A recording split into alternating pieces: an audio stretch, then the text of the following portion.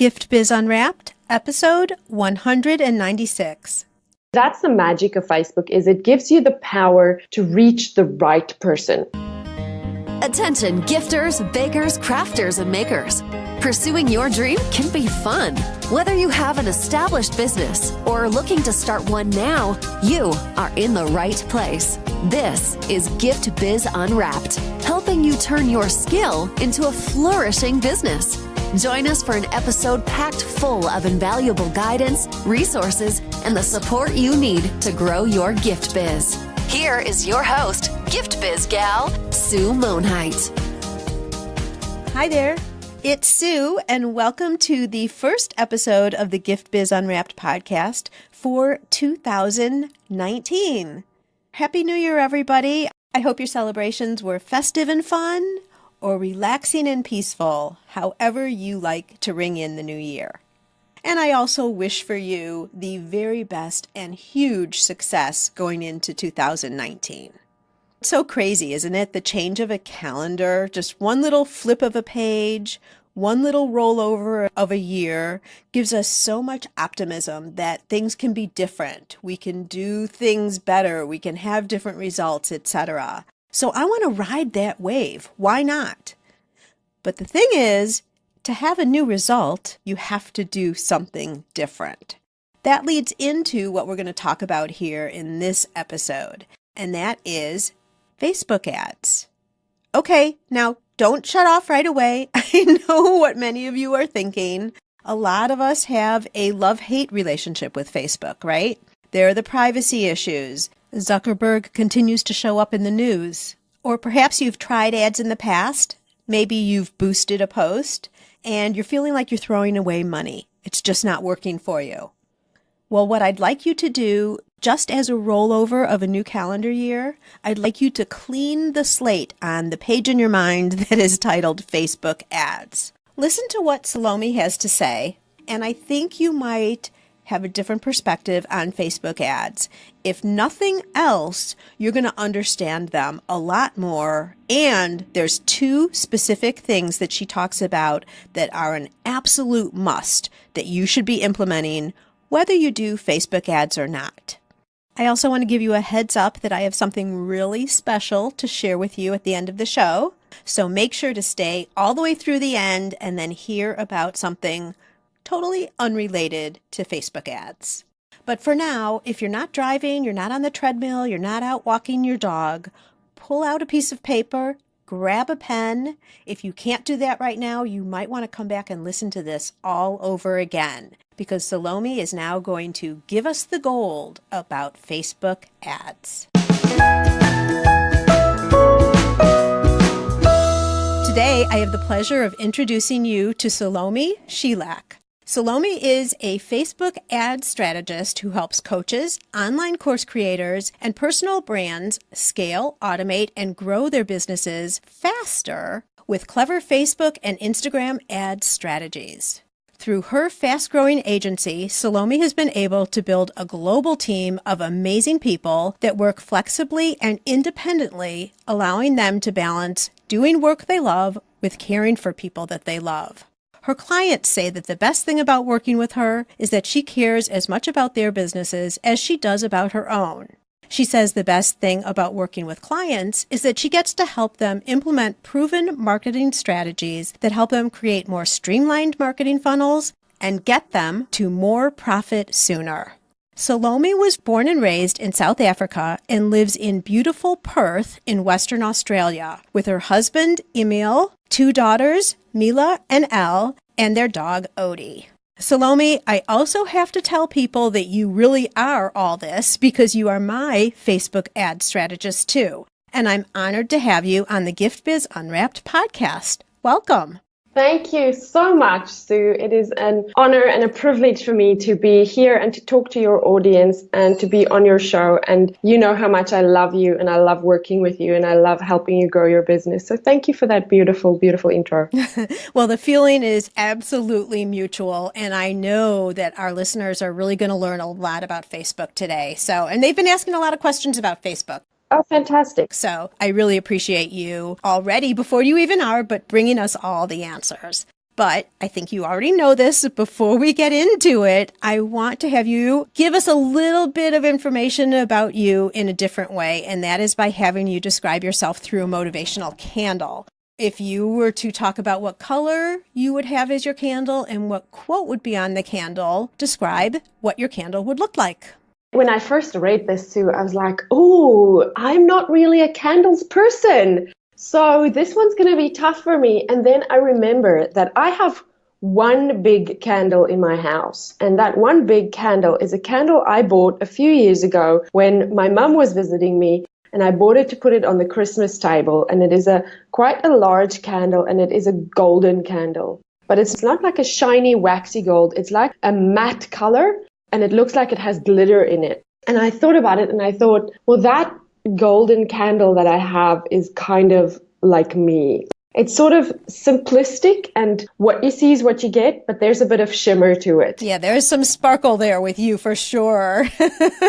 I was like, yeah, I think if I was a candle, like I would be that candle. It's simple, it's very clean and clear, and what you see is what you get, but it has a sparkle to it. It has a shimmer and a shine, and it is golden after all. And so I was like, yeah, that would be my candle. When I was thinking about the quote, there's a quote, it is so often used. It is such a famous quote that I think it easily becomes a cliche, but it is the quote, the Marianne Williamson quote. I've got it in front of me. I want to read it to you, but it's quite long. I'm going to read it to you because this quote is like, when I'm feeling sad, I come back to this. When I'm demotivated, I come back to this. When I feel inspired, I come back to this quote. When I need to remember who I am and why I'm doing what I'm doing, I come back to this. So I'm going to read it for you. It's by Marianne Williamson, and it says, "Our deepest fear is not that we are inadequate. Our deepest fear is that we are powerful beyond measure. It is our light, not our darkness, that most frightens us.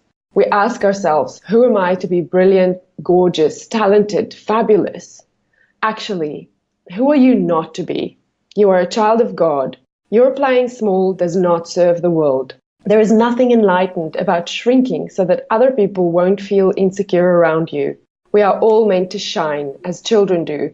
We were born to make manifest the glory of God that is within us. It is not just in some of us, it is in everyone. And as we let our light shine, we unconsciously give other people permission to do the same. As we are liberated from our fear, our presence automatically liberates others."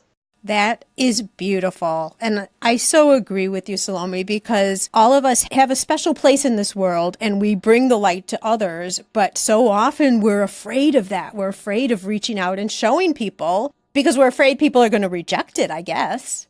Exactly. And it becomes this spiral of, if I'm afraid to show who I am and to shine and to bring my gifts to light, then I hold back on giving you permission to do the same thing. And if I don't give you permission, then that means that I feel you're not giving me permission, and then I'm going to play even smaller. And so it's kind of this vicious cycle that I think we just have to break at some point in ourselves. Right. And just go, hang on, if I am here to shine and I shine my light as bright as I can and I show up and I give and I care, and like I have a few things, like I feel as long as I take responsibility always and always come from a place of caring and loving and respect, then I can mess up as bad as I want to, because there will always be forgiveness and there will always be a way to fix things and there will always be a way to overcome whatever the thing is that you fear, as long as you come from a place of love and you come from a place of taking responsibility. And within that, then I can shine my light as bright as I want to. And on some days that means showing up on Facebook Live. On other days, that means having a tough conversation with my child or with my husband. And on other days, it means just caring for someone who needs a little bit of extra care. And on other days, it means just showing up and doing my job.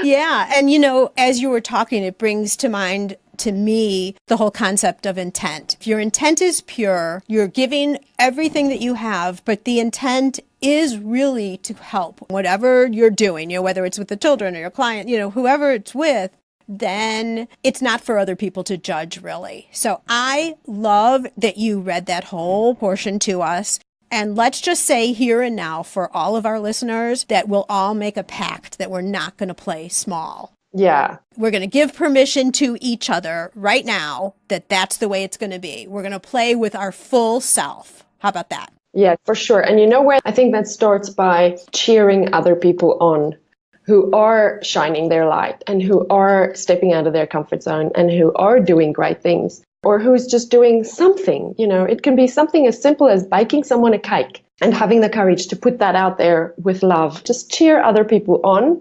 And then you're going to find that you give yourself a lot more permission to do the things that makes your heart sing. Absolutely. I didn't know that we were going to get into all this theory right in the beginning, but I do want to say one other thing about this. When you talk about cheering other people on, I think there sometimes is this idea, if someone else is successful, then that's taking away a little bit of the potential success from yourself. And that's not true. I mean, success is not limited, and it's not just one pie that people are taking pieces from. Success can be yours in every way and greater than others. So absolutely, we should be cheering each other on.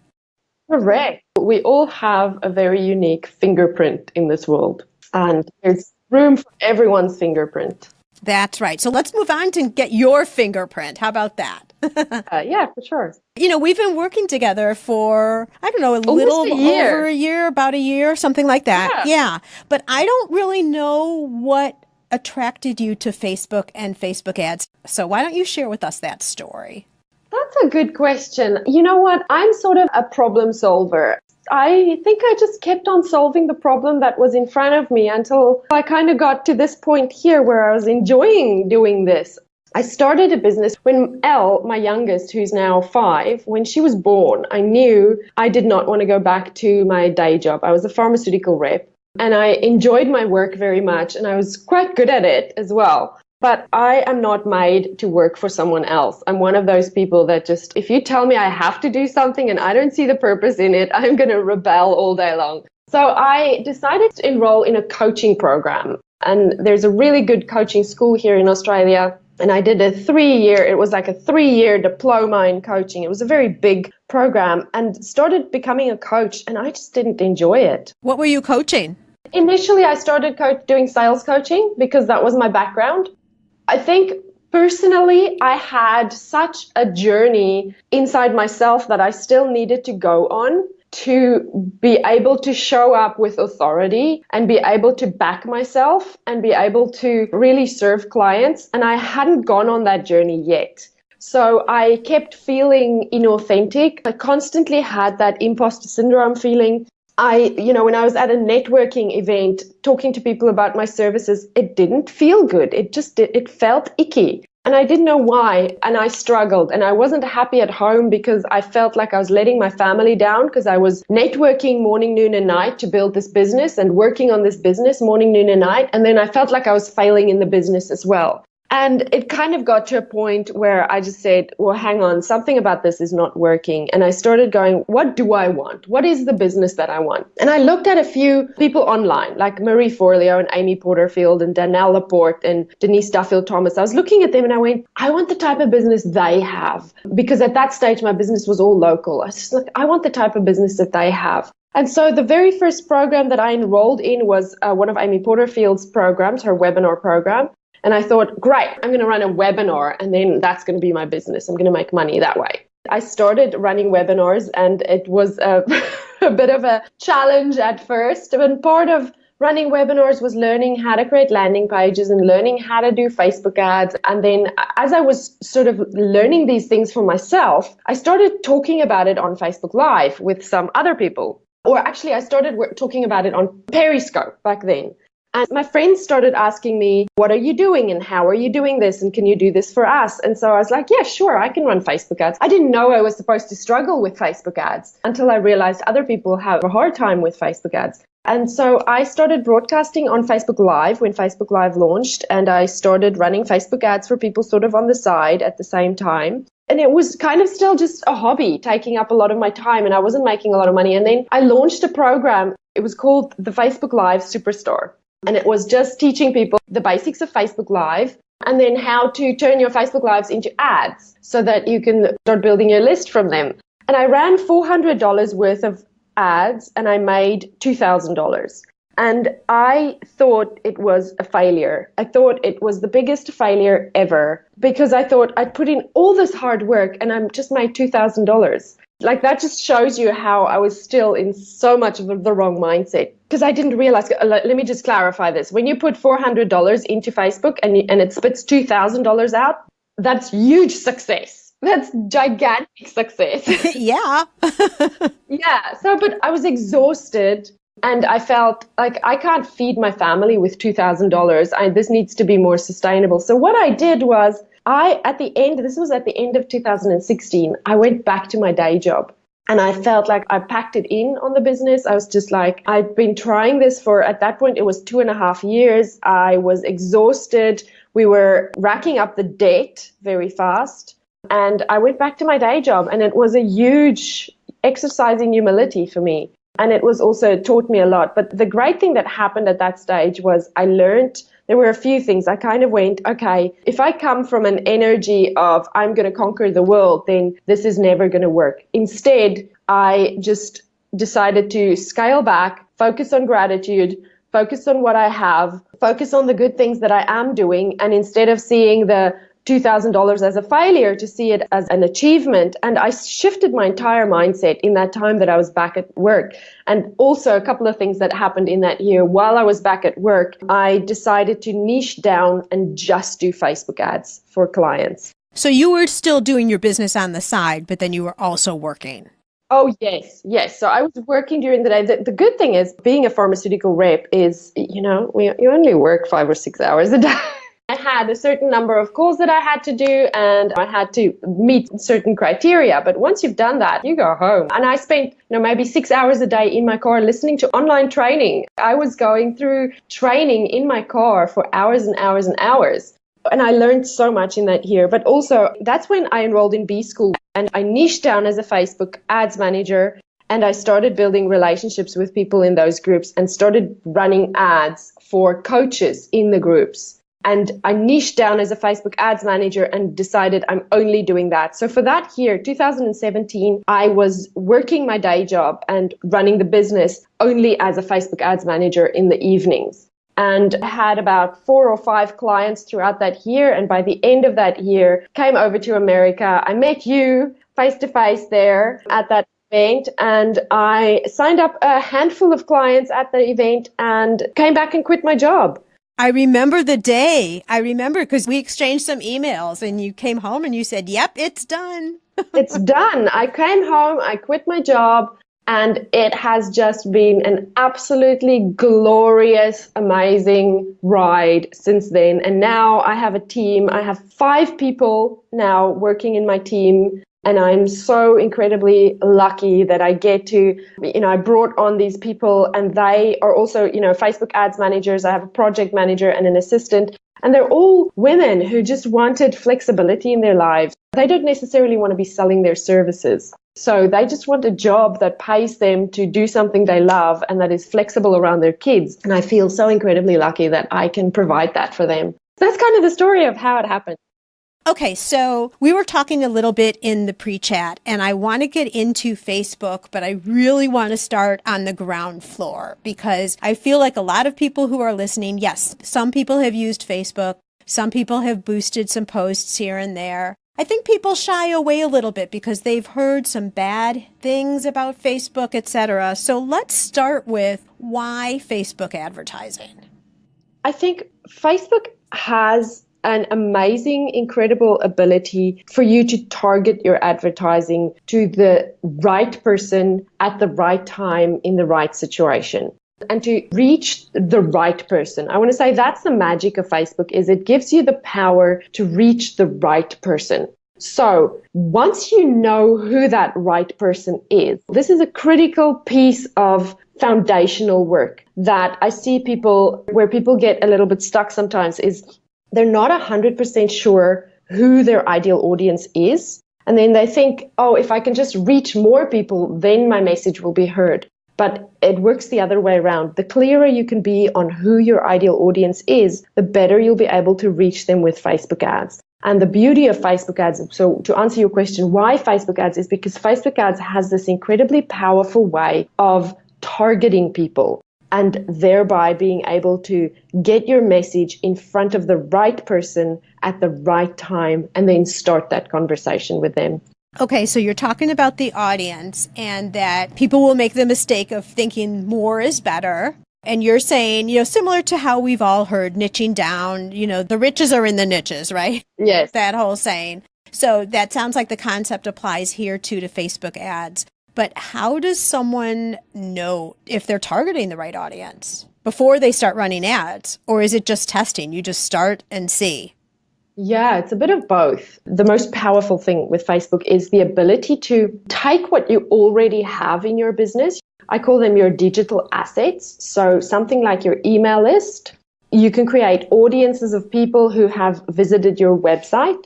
You can create audiences of people who have engaged with you on Facebook or have engaged with you on Instagram. Or you can create audiences of people who have watched your videos. So if you're in that space where you're not 100% sure where to find your ideal audience, create a video that your ideal audience will 100% resonate with. Something that's going to add value to them. You're not asking them for anything. You're just leading with value. You're introducing them as the hero in the story of using your product or service. And you're showcasing, it can be a testimonial video or something that showcases the end user of your product or service. Right. So making the customer the hero. Exactly. Or if you're a coach, like something that teaches them something that is of value to them. You can make a video like that and then run that as an ad, but run it as an ad for engagement. A lot of people run it as an ad for video views. And often I think it's better to start out running it as an engagement ad because Facebook gives you what you ask Facebook to give you. So if you want video views, they're going to give you people who watch your video.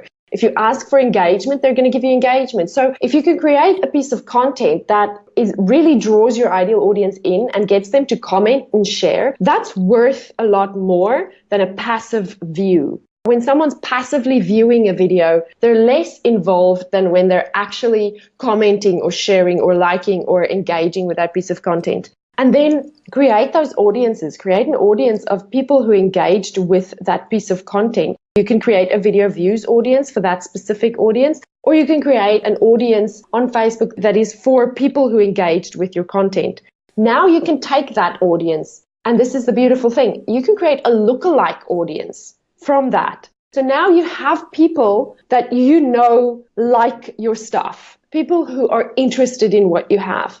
And you can create a lookalike audience from that. And what that basically is it's just a mirror that Facebook just says, okay, we're going to take this bucket of people. Let's say there's 1,000 people in your video views audience.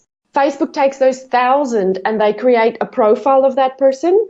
And then they give you, let's say, 1 million people who matches that profile. Now you can test that same video on this lookalike audience. And now you're reaching what we call cold people. Now you're reaching new people on Facebook. So you're getting your message in front of new people, and then you can test and see how is that message resonating with people. And I always recommend people to always be running 2 things at the same time. So if you're testing a video, run 2 videos and see which one does best. Or if you're running 1 video, then run it to 2 different audiences so that you can see which audience is going to give you the best result. Because if you just put it out there to one audience or you just put one piece of content out there, you have nothing to compare the results with. So that's another little tip for everyone.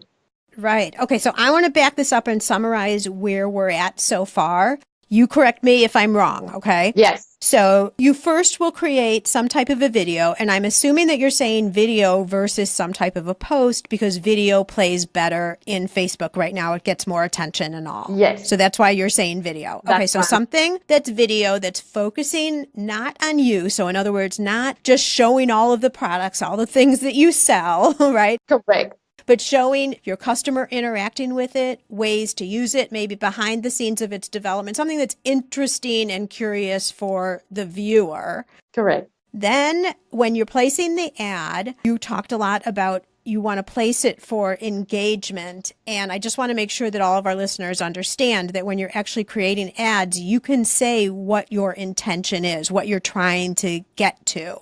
And so Yes. you're saying, Salome, that you should be going for engagement in this first ad, correct? Yeah, especially if you have some likes on your page and you already have people that are interested, you already have a good following built up, then you can run it as an engagement ad just to people who like your page and just start to build a little bit of social proof on that video because it works like a snowball. The more comments and shares you get, the more Facebook sees, oh, this is a valuable piece of content, and then they show it to more and more and more people. Facebook values engagement over everything else. So yes, step number 1, create a video and run it as an engagement ad. You start developing an audience, and I think we should, when I'm done with the overview, we should start talking about the pixel, because how in the world do you get this? So we'll talk about that. But so then just by theory here, so then what happens is you're starting to build up an audience that has engaged in that video, and from there, that is then what you can use as the basis to create a lookalike audience. And we'll talk a little bit more about how that happens. And so then what you can do with that lookalike audience, which is now going to be cold traffic because they look similar to who you already are attracting, but you've never touched them before. And so now you're starting to reach out and test, and you're saying also test 2 different ideas at one time so you can compare them against each other. Yes, you can either be testing 2 different videos to the same audience, or you can be testing 1 video to 2 different audiences. Does that make sense? Yep. And you never want to test or change too many elements at one time because then you're not going to know which one actually caused the good result. Correct. And the algorithm takes 3 days to optimize. So once you have launched your ads, you need to step away from it and not touch it for 3 days. That's the hardest part. Yes, and you sit there and you watch it and you watch your money going in there. But you have to give it 3 days before you do anything because that's how long it takes. So we all shouldn't be nervous and anxious if nothing's happening after the first 2 minutes that we have an ad running live. Yes. Again, for people who are really new and have never dabbled in Facebook at all, let's talk about this scary little word that I know everyone's probably heard, and that is the Facebook pixel. So why is that important, and where does that play into everything we're talking about here? Yes. Okay. So before I jump into the pixel, I do want to say that there's lots of audiences you can create without the pixel. So if the pixel is something that you feel is going to be a little bit of a challenge for you, just move the pixel aside for a moment, but go into your account and make sure that you create your video view audiences because you don't need a pixel for that. You can create your audiences that have engaged with you on Facebook or audiences that have engaged with you on Instagram. You do not need the pixel for that. So just go in and create those audiences first because they're audiences that you want to capture from the get-go. And you don't need to bother with any difficult pixels on there. Okay, all this talk about pixels. I promise we'll get into it right after a word from our sponsor. This podcast is made possible thanks to the support of the Ribbon Print Company. Create custom ribbons right in your store or craft studio in seconds. Visit theribbonprintcompany.com for more information. Okay, let's get into a mini tutorial all about creating custom audiences and then the pixel. Okay, so let me just open here because I want to make sure that I tell you the right things. You are going to go to your Facebook page. I have so many shortcuts set up that I just want to make sure that I give people the right information from the beginning because I go round the back doors. You can go to your Facebook newsfeed or you can go to your page. On the right-hand top corner, there's a little drop-down menu, a little arrow. And when you click on that drop-down arrow, a menu is going to come up, and one of the options on that menu is Create Ads. And if you click on Create Ads, what's going to open up is called the Facebook Ads Manager. Now, if you have never run any ads, the first thing that Facebook's going to prompt you to do is to create an account. And this is a very simple process they take you through where you just enter your details, you link it to your page, and then you'll add a credit card that you're going to be paying with. And once that is set up, then you will see your Ads Manager dashboard. To create audiences, you're going to go right up to the top left corner where there's 3 horizontal lines. We call it the hamburger because it looks like, it's just 3 horizontal lines, like 2 buns and a patty. If you click on that, there will be a drop-down menu again, and then you're going to click on audiences. And then Facebook's going to open up a whole menu of audiences that you can create. So you'll say create audience. There's a blue button that says create audience. And you're going to say you want to create a custom audience. And then the custom audience that you want to create can either be an engagement audience, and then you'll choose people who engaged with me on Facebook, people who engaged with me on Instagram, people who engaged with any of my posts. There's lots of choices that you can make. And I encourage you to just go in there and play around with it. You cannot break it. You cannot mess it up. Just go in there and play around. So engagement audiences are the first thing that you want to go and look at. The second thing you want to go and look at is video view audiences. So again, that will be engagement, and then the subcategory is video, and then the category under that will be, you'll choose specific videos. And then another audience you want to go in and create is maybe you want to upload your email list. That will be a great audience for you to create. And another one that you can create that's a really good one is people who've been to your website, and that's where we get into the pixel conversation. Perfect. Okay. And so would you suggest that even if someone is just listening, they're not really thinking they're going to do Facebook ads yet, because we haven't finished the interview. I know we'll convince them by the end.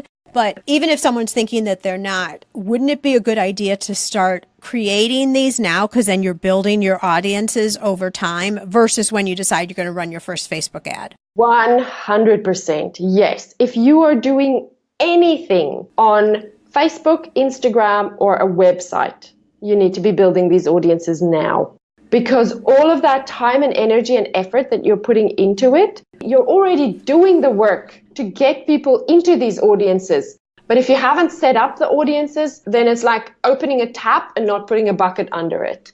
They'll get richer and richer over time so that when you're ready, you'll have a really deep level of information there available with the audiences.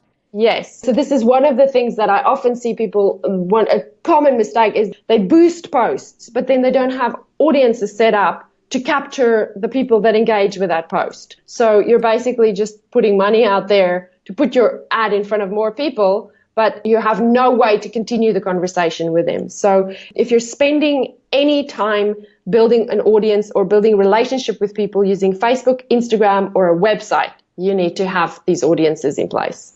Beautiful. Perfect. That's so actionable for everybody listening to the podcast. So that's wonderful. Okay, so now is it time to talk about the little pixel? Yes, let's talk about pixel. Okay, so the pixel basically is it's a piece of code. Now, as soon as I hear the word code, I want to run away. So I think of it as, like, literally it's called the pixel, but if you think of it as pixie dust, it's literally like pixie dust. And if someone comes to your website, they get sprinkled with your pixie dust. It gets thrown on their head. So the pixel sits on your website. You put it on your website or on any landing page that you have.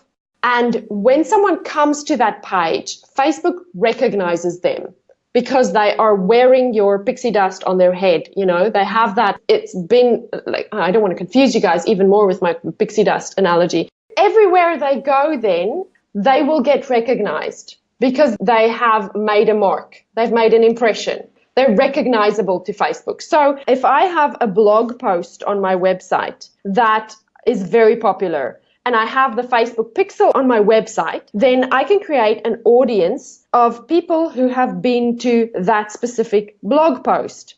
And because I have the Facebook pixel on that page, anybody who now comes to that page will fire off the pixel. So the pixel loads, and it loads from that person's IP address or wherever. And the pixel recognizes this person, and they go into that custom audience, right?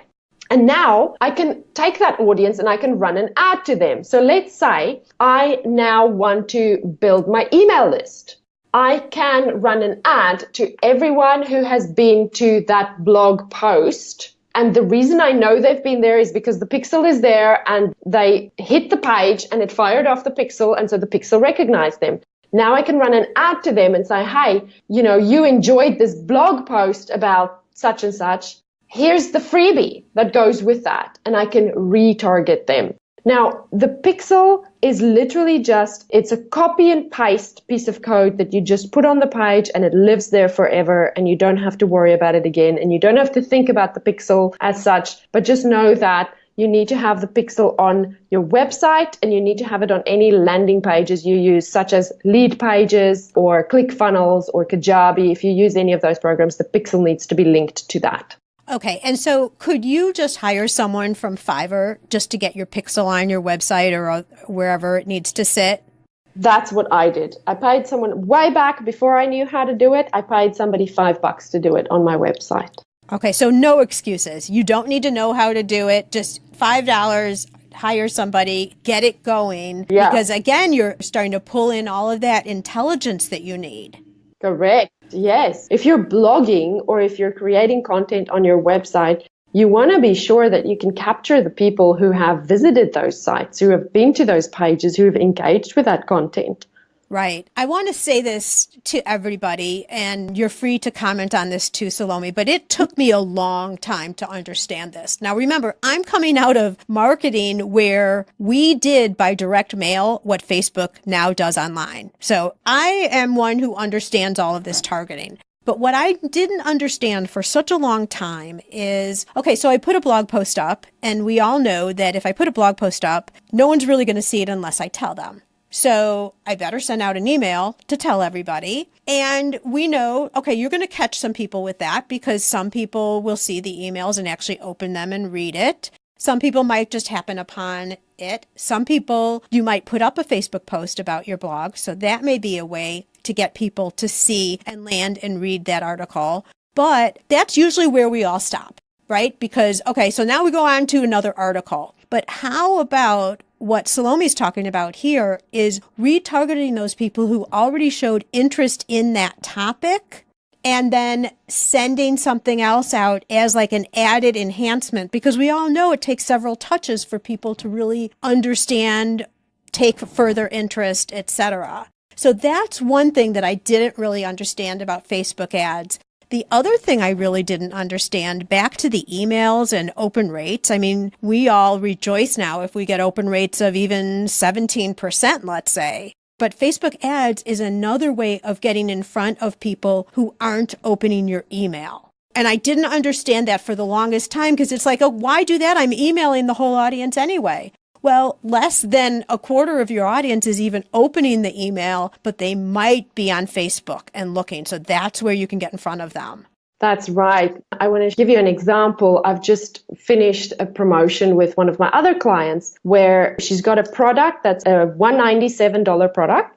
It's an information product. And we wanted to put the price up to $297 on the 1st of November. So what we did for all of October is we ran ads to her warm audiences, so to people who were on her email list, people who engaged with her website, people who engaged with her on Facebook and Instagram. We just ran ads to those people. So it's not brand new people. It's people who are already know, like, and trust her. They already know about her. They're already inside her community. And we just let them know, hey, here's the product and the price is going up at the end of the month. And we made a good deal of sales from that. And now the price has gone up. And now that the price is up, now we're going to run that to new people. And now we've got a promotion for new people. But everyone who was already on her email list, they got her emails, yes, but they also got the Facebook ads and they made sales. Beautiful. Wonderful.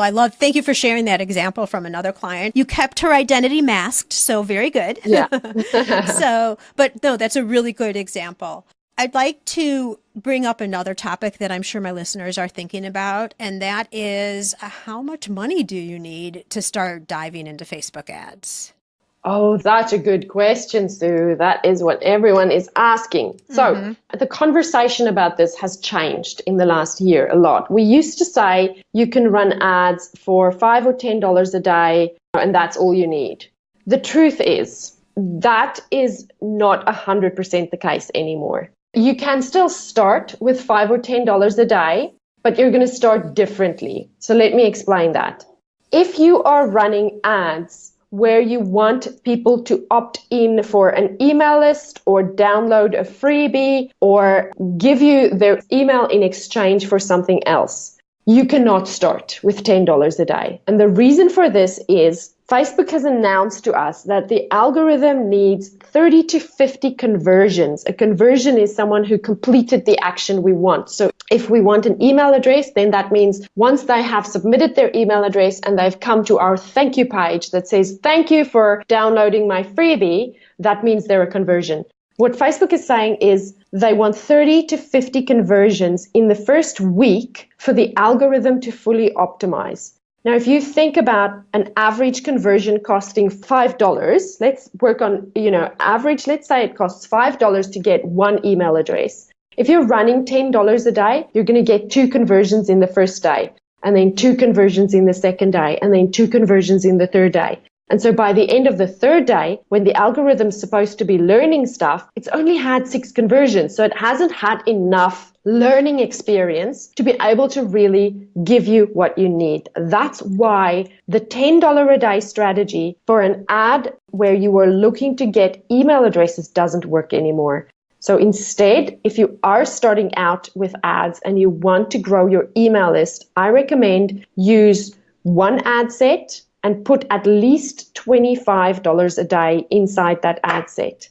And you can have multiple ads in that ad set. So you're testing different creative options. So maybe different videos, different images, different copy options. But have that one ad set that has enough money in it so that you can get at least 5 conversions in day 1 and 5 in day 2 and 5 in day 3 so that the algorithm can learn and give you the best quality conversions. So that's my answer if you're running your email list. If you're not in the place yet where you are running your email list, but you do want to start using ads, you can then start it with $10 a day. And what you need to do then is you need to run video ads to engagement with an engagement objective. Because what you need to start building up is you need to start building up conversation. And conversation is engagement. And conversation is what is going to get Facebook to show your video or your content to more and more and more people. Does that make sense? It makes perfect sense. And I'm going to make you respond to what I know a lot of our audience does on Facebook right now. Yeah. And that is they will run an ad, which is a picture of their product, probably with a price point on it, and explaining why this would be a good thing for people to purchase. Right. And then they might boost that ad. Yeah. What are they doing there? They're asking people to marry them before they've taken them out on a date. But what if, Salome, I have a Facebook page with a lot of followers. I'm pretending like I'm our listeners right now, okay? I interact with a lot of people on my page, and so I'm feeling like just putting a post up there and then boosting it. I'm showing it to people who already know me. Okay, so a couple of things about that. Firstly, I want to say if you're selling physical products, like most of your audience, if they're selling something, some kind of a physical thing, you can occasionally run a promotion and it be a direct sale. Occasionally do that, but do that strategically and do it with a plan and do it knowing, having a clear idea of what the return on investment is that you're going to run. That's the short game. If you're playing the long game, what you want to do is you want to imagine that your client is somebody that you want to date.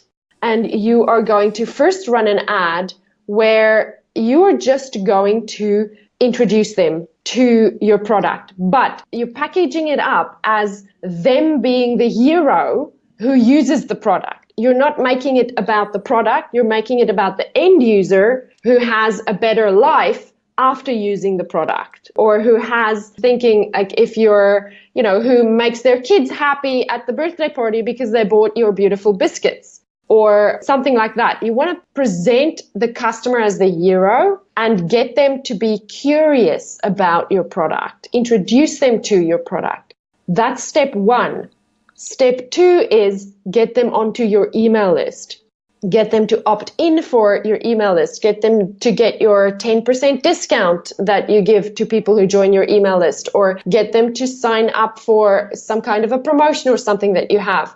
and then only do you ask them for the sale. So there's these clear 3 layers that you need to think about if you're going to build a sustainable, long-term growth with predictable results business. But, by all means, if you want to make a quick buck, boost a post to a few people and, it's kind of like throwing spaghetti on the wall and hoping something will stick. It kind of feels in the beginning when you're just getting acquainted to the concept of taking your customer or prospective customer really step by step through the process. It kind of feels like, can't I just run the race and get there faster? But you're going to have much higher quality people who will stay with you for the long term. It won't be the one-off. Yeah. The more relationship you can build with people before you ask them for a sale, the better quality client you will have and the more sales you will make long term. So it might end up costing you more at the front end, but you are definitely going to make more at the back end. Whereas if you keep going for the cheap sale, it's going to be a once-off thing and they're going to be gone and you're going to be in hustle mode forever. Then you'll always be churning. Yeah, you'll always be churning. It's just going to keep putting you in that fear-based, responsive state, instead of being in a proactive, strategic, clever place where you know the lifetime value of your clients and you know what your clients really want and you can really give that to them at the right time. Got it. Okay. Words of wisdom for someone who's been listening, never dabbled in Facebook ads ever before. What would you say to them in terms of strategically using Facebook ads for their business?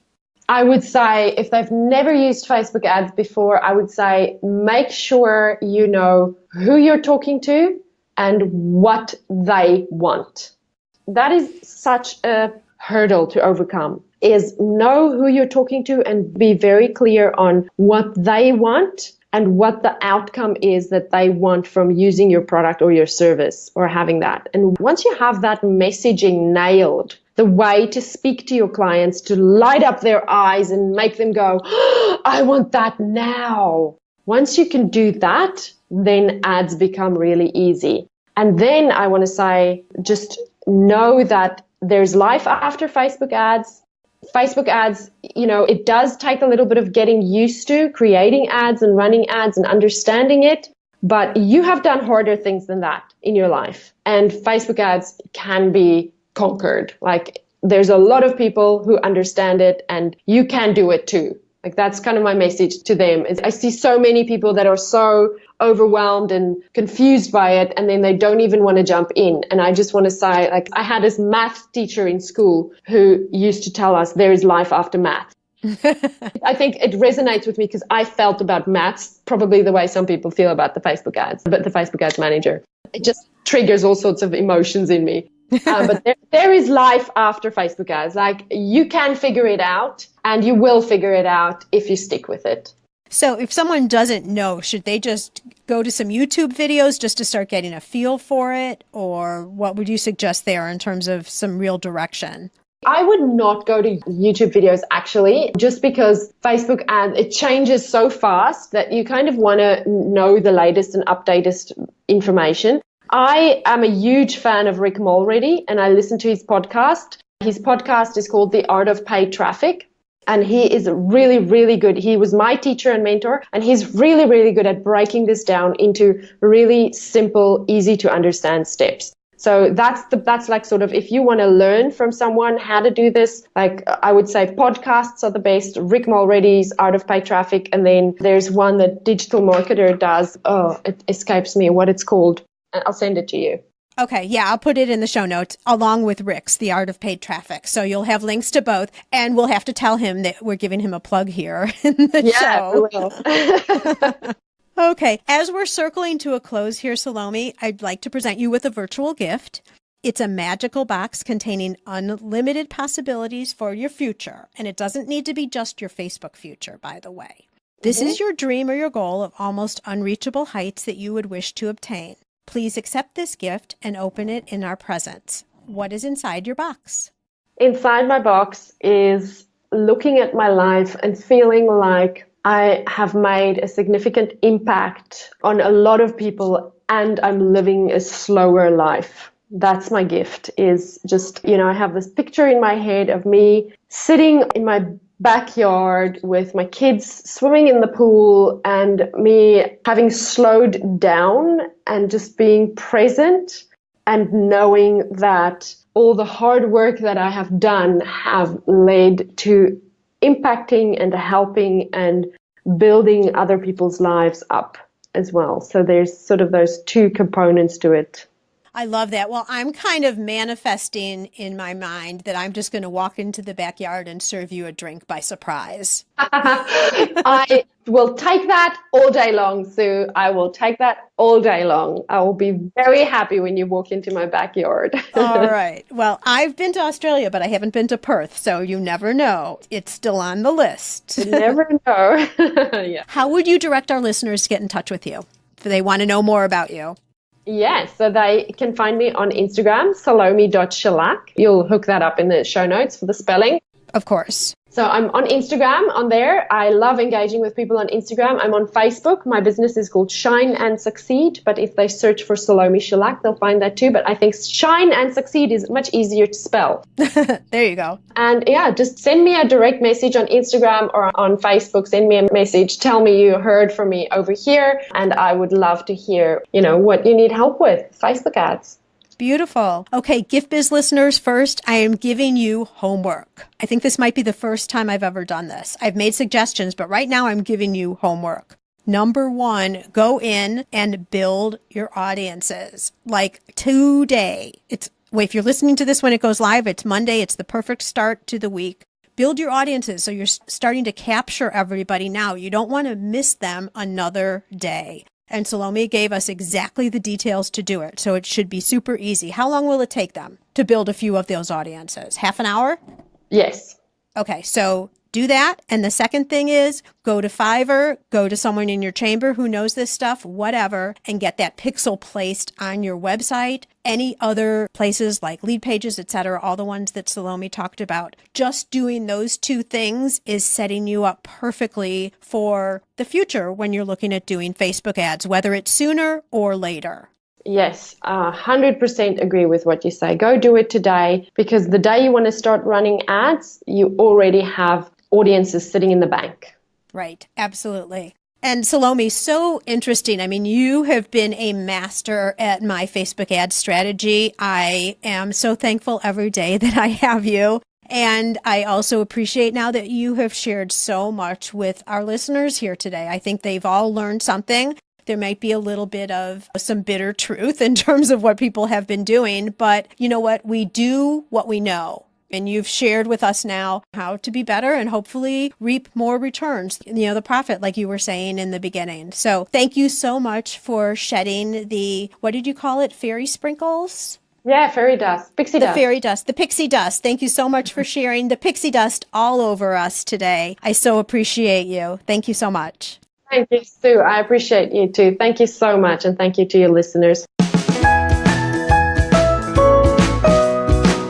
Okay, announcement time. So I'm usually pretty good at keeping secrets, but I'm spilling the beans. I can't help it. I'm so excited. I just want to tell you guys what I've been working on over the last few months.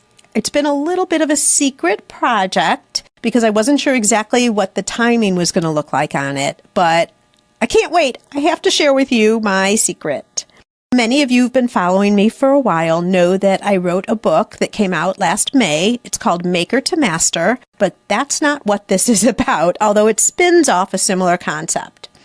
When I was getting serious about writing that book, there were actually 2 books that I had in my mind. One was Maker to Master, and that, truth be told, was the harder one to do. But I also was really interested in writing a book that was an inspirational book, kind of inspiration a day. I know you've seen those out there where it's 365 inspiring thoughts for your year or something like that. I think very often we get defeated by our own self-talk, and we also sway away from core, solid business growth values because there's a new social media site that's available or other things come up that take our mind off of the really important things that we need to grow our business. As things happen. My idea continued to evolve, and I came up with the idea of, instead of doing a 365 inspiring tips type book, it would be way more helpful for you if it was included in some type of a planner, so that every day when you're planning out your day, you'd also then see a tip. If I look at how I work with things, I don't know if I would have a book on the side of my desk and every day look at one day's inspiration and then another day's inspiration. Way better to have everything in one place. Consequently, I have created a planner. It's called Inspired, a daily planner specifically for you, our wonderful community of gifters, bakers, crafters, and makers. I'll be sharing more in the upcoming days, but let me give you a few highlights here. One of the cool things about this planner is you can start any month of the year. Have you ever been like me, where all of a sudden in May you decide, I want to start doing things different, I want to get myself really organized, but then you go to find a planner and they either start in September going into the next year, or you have to buy a year and all the prior months of the year are useless for you because you're already in May. With this planner, you can start anytime. If you're listening to this announcement in January, you can start it right away. If you're hearing this in May, you can use this planner starting in May. It has monthly and daily layouts, so you'll be able to keep yourself really organized, and special life-enhancing sections. More on that later. It also includes what I've been talking about earlier, and the reason I changed this from a book to a planner, and that is daily inspiration, things that you need to be telling yourself, affirmations to get in the right mindset as the owner of your business. Also, business tips and ideas. Some of them you're going to read and you're like, yep, got it, it's covered. And then others might give you some pause. Ideas of things you might want to implement into your business to further either solidify or grow what you already have going. That's all I'm going to share with you right now, but I will tell you that we are just weeks away from getting this out to you. I'm going to do a limited first run, and if you want to be one of the first ones to know when it's available, jump over to giftbizunwrapped.com/add-me, and you'll get an email when the planner is ready.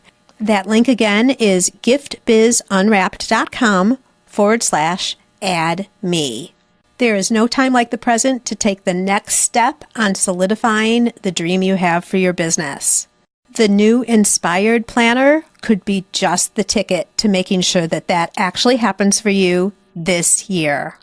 Have a great week, and I'll catch you next Monday for a new episode of the Gift Biz Unwrapped podcast.